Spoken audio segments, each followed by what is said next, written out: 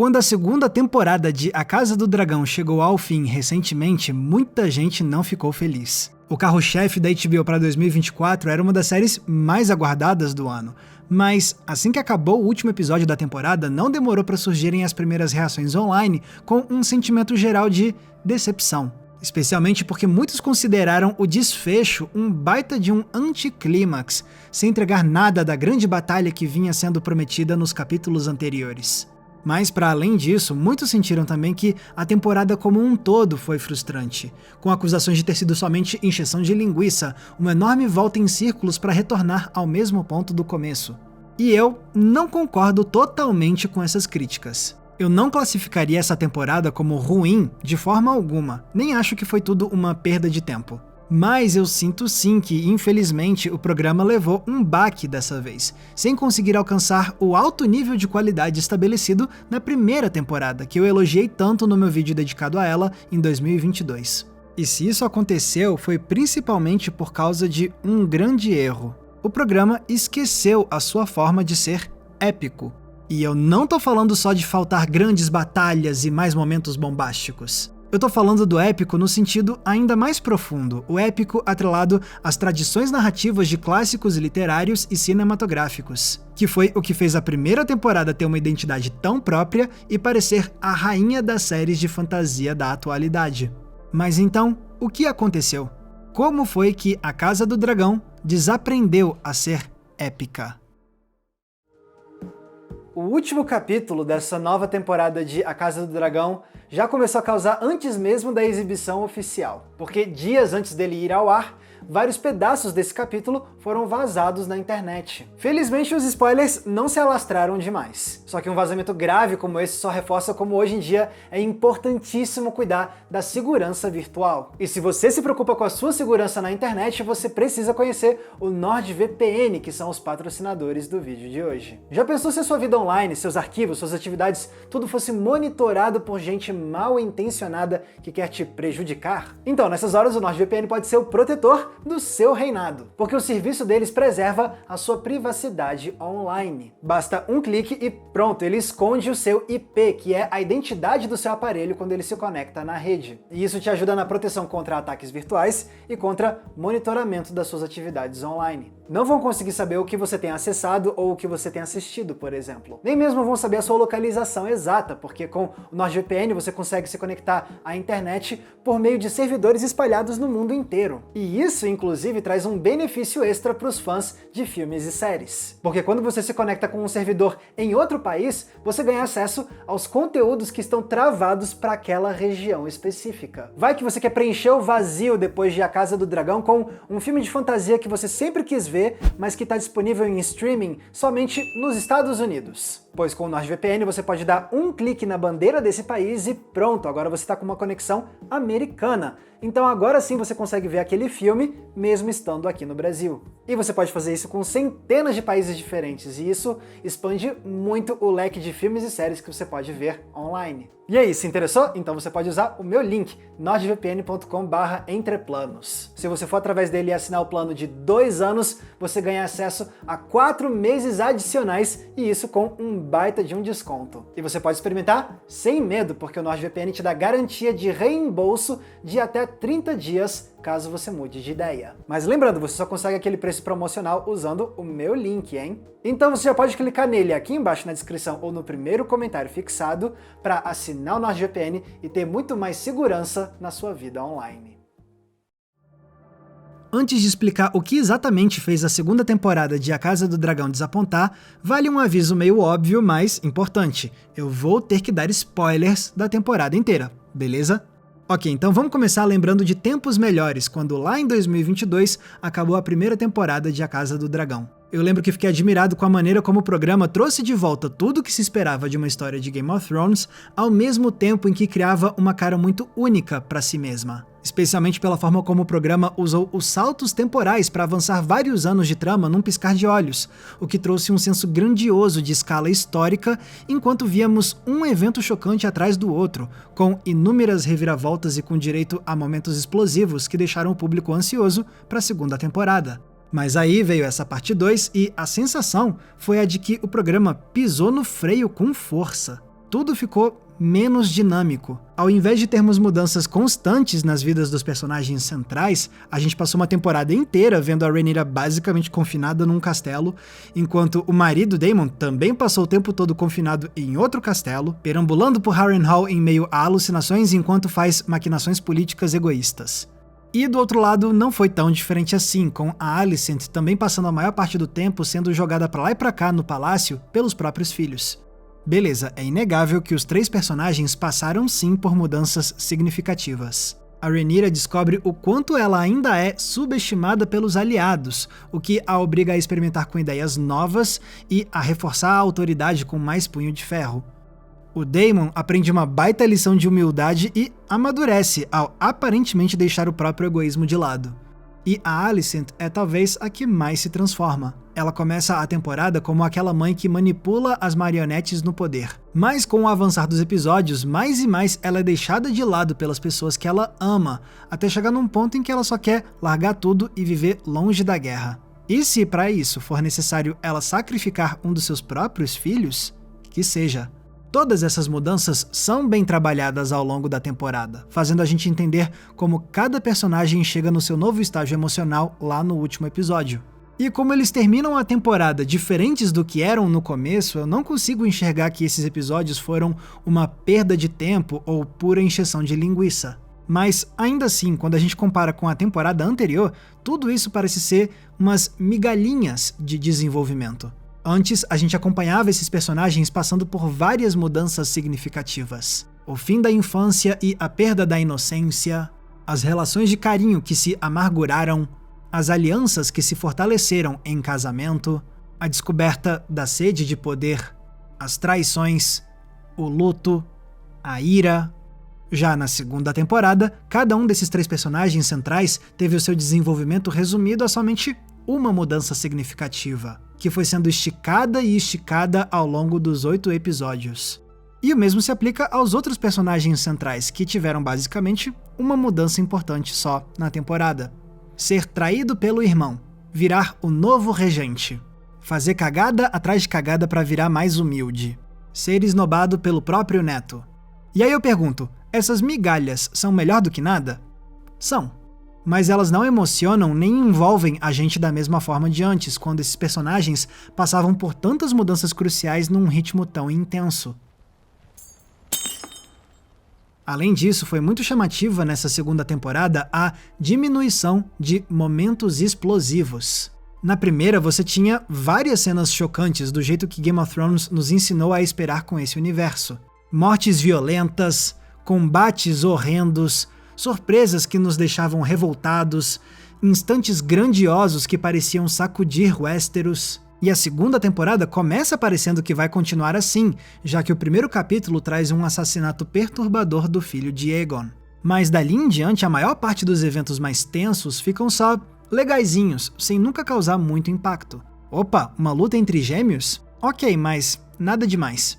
Vixe, treta entre casas rivais e... Ah, ok, já cortou pra todo mundo morto. Eita, uma perseguição de dragão, agora vai, hein? Ah, não. Ok, acabou. E olha lá, revolta popular estilo Revolução Francesa. Ah, não, foi só um sustinho. Veja bem, nenhum desses instantes é ruim ou sem graça por si só. Mas, no conjunto da temporada, dá pra ver que esses momentos não vão ficar na memória como ficaram os diversos eventos chocantes que a gente testemunhou na temporada anterior. E, falando na falta de eventos bombásticos, teve também a controversa decisão de terminar a segunda temporada sem trazer a grande batalha que estava sendo armada ao longo dos novos episódios. Com aquela tragédia que fechou a temporada 1, ficou a sensação de que agora a gente veria a guerra começar pra valer. E quanto mais a Alicent e a Rhaenyra percebiam que não tinha mais volta nessa temporada, mais a gente achava que estava tudo prestes a explodir a qualquer instante. Mas ao invés disso, a segunda temporada passou muito mais tempo demonstrando maquinações e negociações, vendo quem vai se aliar a qual casa, se o Daemon vai conseguir a lealdade do povo das terras fluviais, a Rhaenyra elaborando estratégias para ter mais poder bélico, o Aemond discutindo bloqueios marítimos, os dois lados recrutando novas figuras para a guerra. Sim, tudo isso é fascinante de ver. Ainda mais porque a gente acreditava que tudo isso ia resultar em grandes batalhas ainda nessa temporada. Mas ao invés disso, chegamos no capítulo final com as alianças finalmente concluídas e aí acaba. A tão esperada batalha vai ter que ficar para a próxima temporada. Resta então o sentimento de que a gente passou a temporada inteira vendo um tabuleiro sendo montado, mas não o jogo dos tronos sendo disputado para valer. São compreensíveis então as críticas que dizem que essa temporada parece ter dado uma volta em círculo. A gente tinha terminado a temporada 1 com a promessa de que a guerra ia começar, e a temporada 2 terminou dizendo também, agora a guerra começa. Agora, por mais que essa desaceleração geral tenha sido frustrante, eu não consigo achar que a temporada como um todo tenha sido ruim. Até porque ela teve sim ideias que funcionaram. Por exemplo, por mais que eu tenha comentado agora há pouco sobre a falta de cenas grandiosas e explosivas, é preciso reconhecer que, em pelo menos um aspecto, essa temporada se destacou nesse quesito. Foi graças aos dragões. A gente teve um gostinho disso na temporada anterior. Mas nessa parte 2 a gente teve um capítulo com uma longa sequência de batalha, mostrando os dois lados lutando com dragões num embate que pareceu inovador para a franquia e que foi o maior ponto de virada da temporada. Personagens cruciais morrem, a gente vê como o Aemond é ardiloso a ponto de tentar matar o próprio irmão e quais são as consequências que isso terá depois no reinado. Esse também é o instante que faz o Criston Cole ter uma crise existencial, percebendo o quanto os humanos são insignificantes frente aos dragões. É nisso que a gente pensa quando a gente fala de A Dança dos Dragões, e o capítulo nos deu um baita de um gosto do quão poderosa essa dança pode ser. E depois os dragões também vão ser os protagonistas das outras cenas mais marcantes da temporada. As da semeação, ou seja, a tentativa de fazer descendentes distantes dos Targaryen domarem dragões também. Essas são cenas que constroem o suspense com cuidado e muita atenção, fazendo os dragões parecerem deuses temíveis mesmo. Especialmente quando eles rejeitam os candidatos e criam instantes pavorosos com os humanos sendo queimados vivos. Aí, quando mais tarde vemos que alguns dos candidatos conseguem conquistar os dragões, resta uma sensação de vitória e satisfação. Então, os dragões foram de longe os craques do jogo dessa vez. Foi só graças a eles que tivemos os pouquíssimos instantes dessa temporada que pareceram verdadeiramente colossais e inesquecíveis. Os únicos pontos que viraram o Jogo dos Tronos nesses 8 capítulos. Além disso, algo que a segunda temporada fez muito bem foi o desenvolvimento de personagens secundários, aqueles fora das famílias reais. Não teve um que pareceu cansativo ou desinteressante.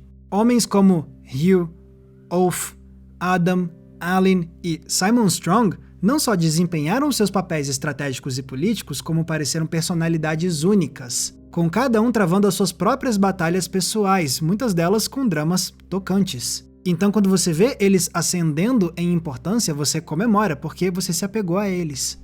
Enquanto isso, temos também a Mysaria se revelando como uma estrategista brilhante, oferecendo outras formas de guerrear sem ser por meio da violência. E isso ao mesmo tempo em que ela ajuda a revelar um lado da Rhaenyra com a atração que se estabelece entre as duas. Tem também a Alis, que é fascinante por ser um dos elementos mais misteriosos da temporada, demonstrando ser uma força quase sobrenatural e sendo a única pessoa que ousa peitar o Daemon sem medo nenhum de represálias. E assim a lista vai aumentando, com cada vez mais coadjuvantes roubando a cena e fazendo Westeros parecer um lugar ainda mais vivo, mostrando quantas personalidades marcantes existem nesse mundo para além das famílias reais. E tem também o tão criticado episódio final da temporada, que, por si só, me pareceu bom, sim. Ele resolve os principais dramas individuais dos protagonistas ao mesmo tempo em que abre espaço para eles tomarem novas decisões daqui em diante. Mas, acima de tudo, esse é um episódio que sabe muito bem qual é a sua principal temática, a da derrota. O capítulo inteiro gira em torno dos personagens tendo que confrontar a ideia de que eles não vão vencer as suas batalhas como eles esperavam. O Cole, que tinha começado todo se achando, agora aceita a pequenez dele e de todos que não são da família real frente aos dragões e às riquezas. Já o Aemond é confrontado com uma profecia dizendo que ele não vai ser o rei, como ele passou a temporada inteira orquestrando. A Alicent deixa a luta dela por poder para trás para tentar uma vida mais tranquila. O Daemon aceita que ele não vai ser o rei coroado, mas sim o regente ao lado da mulher que ocupa o lugar que ele queria ter ganhado. E a Rhaenyra entende o peso que o legado dos Targaryen exerce sobre ela e tem que abrir mão da vontade dela por paz para seguir adiante com mais fogo e mais sangue. Então esse capítulo se prova como uma grande reflexão sobre como a guerra não é só glória e poder, mas também uma sequência constante de derrotas grandes e pequenas que vão minando o espírito de todos que se envolvem com o combate. Porém, por mais que eu admire esse episódio 8 isoladamente, quando a gente olha o papel que ele desempenha na temporada como um todo, fica mesmo uma sensação meio vazia por esse ter sido o desfecho. Não à toa, muitos têm criticado o fato dessa temporada ter somente 8 capítulos ao invés de 10, como foi na temporada anterior. E essa crítica é compreensível, porque com 2 episódios a mais, talvez o programa tivesse espaço para dar o próximo passo e encerrar essa parte 2 com o senso épico que tanto define os finais de temporada do universo de Game of Thrones. Mas se isso não aconteceu, foi porque o showrunner Ryan Condal não quis. Em entrevistas que ele deu após o fim da segunda temporada, ele explicou que a grande batalha que muitos esperavam para o fim dessa parte 2 precisava de mais tempo e espaço para ser grandiosa e impressionante como eles queriam. E segundo o Condal, para isso, foi necessário jogar essa batalha para a próxima temporada. O problema é que quando você faz isso numa temporada que já teve pouquíssimos momentos grandiosos, você só reforça ainda mais o sentimento de que a Casa do Dragão desaprendeu a ser épico. E eu não tô falando somente do épico em termos de ação bombástica e cenas chocantes. Eu tô falando também do épico num sentido mais poético. Lá no meu vídeo sobre a primeira temporada, eu defendi que um dos grandes diferenciais de A Casa do Dragão foi a forma como eles articularam a ideia do tempo. Ao usar saltos temporais e amarrar um evento marcante no outro, a primeira temporada fez essa história lembrar os épicos literários ou os romances épicos da Hollywood clássica. Essas obras eram épicas não só por conta dos seus eventos grandiosos, mas também pela sua escala temporal grandiosa, nos fazendo acompanhar os personagens durante as décadas para a gente ver como os dramas intimistas evoluem e influenciam as grandes mudanças que alteram o rumo da história. Pois foi exatamente assim com a primeira temporada de A Casa do Dragão. A trama avançava num ritmo intenso, mas sem perder de vista a importância dos dramas íntimos desses personagens, mostrando como essas paixões e ódios individuais mudam o futuro de Westeros. E isso fez a primeira temporada honrar muito bem a proposta do livro que a série adapta, Fogo e Sangue. Vale lembrar que ele é escrito para parecer um livro de história que existe dentro do universo de Game of Thrones. Então nele a gente avança rapidamente pelos anos, mas sempre entendendo os eventos humanos em menor escala que moldaram esse universo. E como a primeira temporada de A Casa do Dragão reproduzia essa lógica muito bem, parecia que estávamos vendo essa história não pelo ponto de vista dessas pessoas, mas sim do ponto de vista do próprio tempo, com T maiúsculo, como se fôssemos uma entidade maior que esses personagens, observando a história sendo escrita em frente aos nossos olhos. Mas esse sentimento não volta na segunda temporada. Sem a sequência de eventos grandiosos e sem aquela passagem épica dos anos, resta a impressão de que, na verdade, o tempo com T maiúsculo perdeu o interesse nesses personagens, deixando-os para trás enquanto eles ficam maquinando e maquinando sem mudar o destino de Westeros. Então não é à toa que essa parte 2 parece inferior à primeira. Antes parecia que estávamos lendo a história de Westeros sendo escrita, mas agora na temporada 2 parece que a gente ficou o tempo inteiro só lendo as notas de rodapé dessa história. Sim, notas de rodapé podem ser interessantes por fornecerem mais contexto e mais detalhe. Mas não são as notas de rodapé que fazem a gente pegar o livro de história na mão, não é?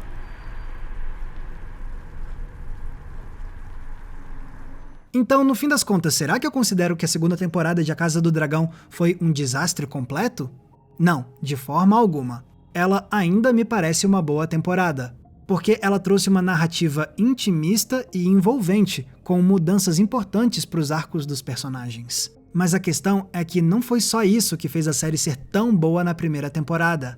Se A Casa do Dragão pareceu excepcional na estreia, foi porque ela aliou esse intimismo a uma forma muito particular de ser épica. E quando o programa se esquece de trazer o lado grandioso da sua identidade, ele perde muito do que fez ele começar de forma tão promissora em 2022. A boa notícia é que, segundo as entrevistas recentes do Ryan Condal, o mais provável é que a gente comece a próxima temporada já com o pé na porta, vendo a tão esperada guerra começar de verdade. Junte isso à confirmação que o showrunner deu de que A Casa do Dragão acabará na 4ª temporada, e eu vejo motivos para ser otimista. Não só porque o épico tem tudo para voltar com força na temporada 3, mas também porque isso deixa o programa mais focado, sabendo que o fim está próximo. O que pode impedir que A Casa do Dragão se torne daquelas séries que se estendem por tantas temporadas que acabam se perdendo no meio do caminho e concluindo muito pior do que começaram. Então agora resta esperar mais alguns anos e torcer para que o retorno dessa série na temporada 3 faça ela parecer um evento digno da tão lendária Dança dos Dragões. Galera, muito obrigado por terem conferido o episódio de hoje. Mas e vocês? O que vocês acharam dessa nova temporada de A Casa do Dragão? Gostaram? Não gostaram? Deixem aqui embaixo nos comentários que eu vou adorar ler as opiniões de vocês. E pessoal, lembrando, se vocês quiserem me acompanhar nas redes sociais, é muito fácil, basta me procurarem usando os nomes que estão aparecendo aqui embaixo de mim. E isso é tudo por hoje, pessoal. Obrigado NordVPN pela parceria e obrigado a vocês pela audiência. Um abraço e até a próxima sessão.